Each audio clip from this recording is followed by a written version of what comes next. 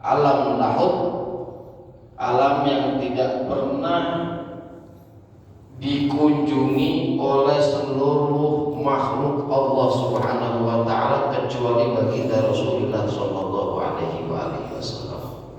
Jadi bulan Rajab ini juga dikatakan Yaumul Hazn ataupun Yaumul Hazni, hari kesedihan baginda Rasulullah sallallahu alaihi wasallam.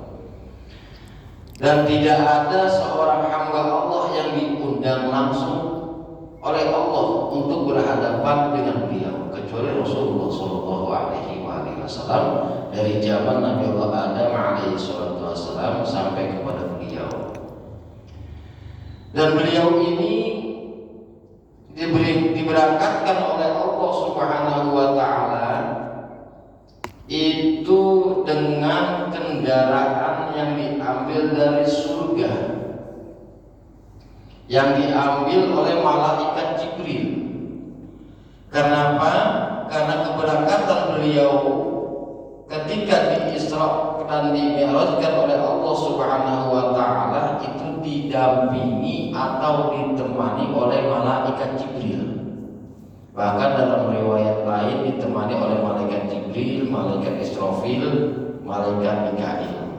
Tapi yang mu'tamad, yang kuat adalah didampingi atau ditemani oleh malaikat Jibril alaihi salam.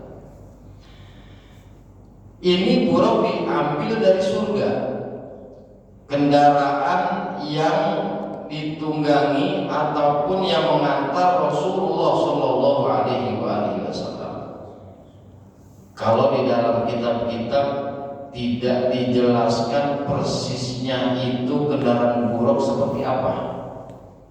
Cuma ada penjelasan bahwa kendaraan buruk itu adalah kendaraan yang begitu indah, seperti bidadari, berbulu indah, berwarna putih, dan buntutnya itu atau ekornya itu seperti kuda.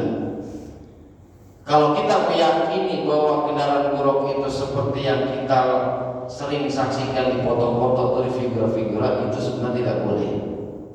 Kenapa? Karena yang menyaksikan secara langsung adalah hanya baginda Rasulullah Shallallahu Alaihi Wasallam. Mungkin menggambarkan bahwa buruk itu adalah seekor hewan seperti kuda, berwarna putih, berbulu lembut, dan berekor cantik seperti kuda umumnya.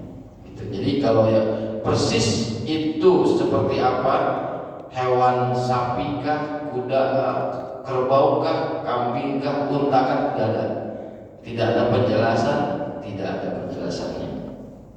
Dan ini unik buruk ini.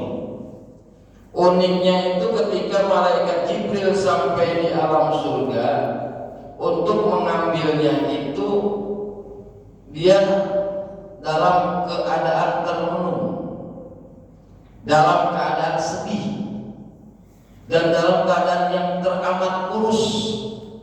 Bisa dibayangkan, ada yang menggambarkan tidak ada daging sama sekali, bahkan dia dalam keadaan murung, dalam keadaan sedih dan sebagainya. Maka ditanya oleh malaikat Jibril, "Ya Buruk, kenapa engkau sampai seperti ini?"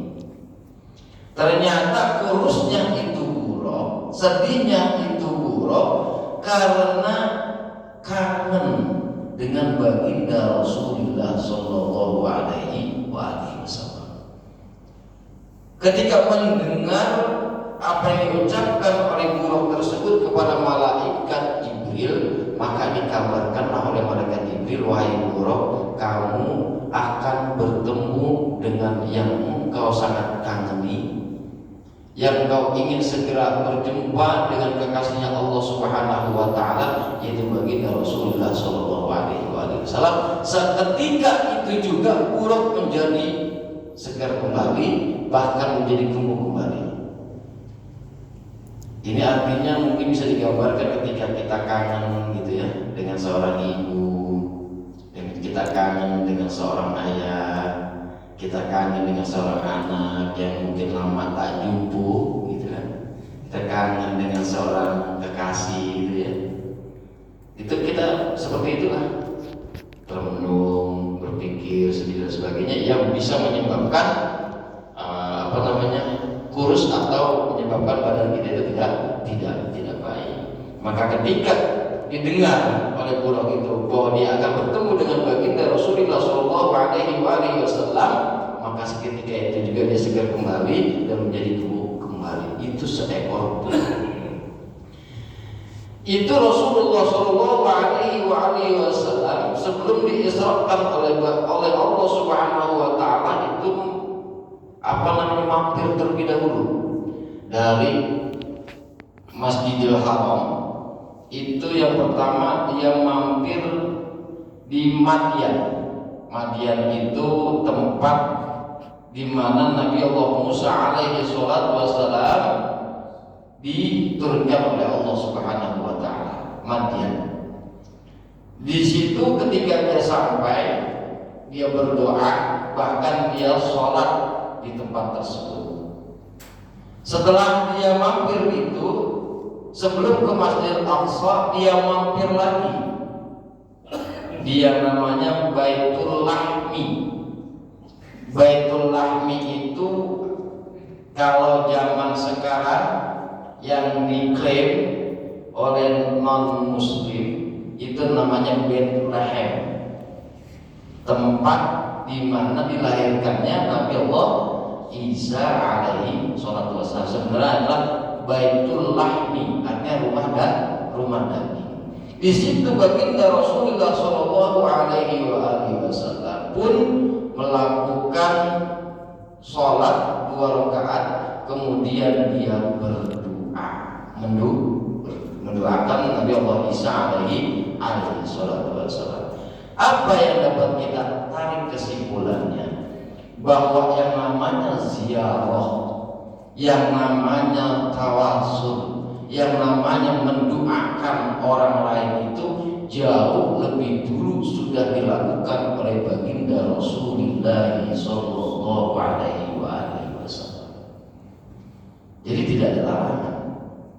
Rasul pun sudah melakukannya. Bahkan nanti ketika malam nisfi Sya'ban, yang insya Allah panjangkan umur kita dalam keadaan sehat walafiat, di malam nisfi Sya'ban tersebut, ini hadis menjadi hadis yang mutawatir. Kenapa dikatakan hadis mutawatir? Karena hadis ini dengan sebabnya dilihat oleh istri tercintanya Sayyidatuna Aisyah. Langsung ketika Rasulullah tidur, kemudian tengah malam ketika dia berbalik, itu suaminya tidak ada. Ketika suaminya tidak ada, itu yang namanya istrinya mencari di mana keberadaan baginda Rasulullah Shallallahu Alaihi Wasallam. Ketika bahwa ada di satu tempat, kemudian di tempat tersebut Rasulullah sedang mengangkat 2 tangannya. Ketika dia mengangkat 2 belah tangannya, Rasulullah mengatakan, Allahumma ja'al qabrahum rawdatan min riyadil jinan. Ya Allah, jadikan kubur-kubur mereka taman dari taman surganya Allah Subhanahu wa taala. Rasul pun sudah mendoakan kepada sahabat-sahabat yang telah meninggal dunia. Bahkan setiap perang Uhud yang gugur itu selalu didoakan oleh baginda Rasulullah Shallallahu Alaihi Wasallam. Oleh karena itu, bahwa ketika kita mendoakan orang lain yang sudah meninggal itu, insya Allah akan sampaikan pahalanya untuk orang yang sudah meninggal. Karena apa? Karena Rasulullah Shallallahu Alaihi Wasallam pun sudah melakukan.